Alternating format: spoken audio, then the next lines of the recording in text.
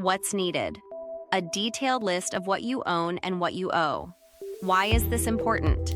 Helps in determining the true value of your estate. Ensures debts and obligations are handled correctly. Most recent investment statements. Statements for RRSPs, TFSAs, and non-registered investment accounts. Why is this important? Helps determine how assets will be distributed tax efficiently.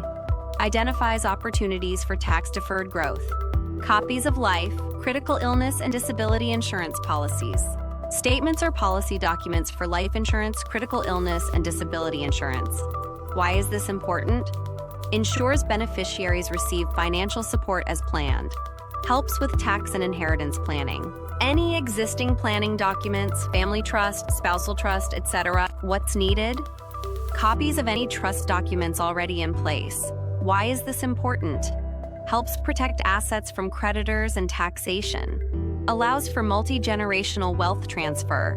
Overview of any financial planning already in place.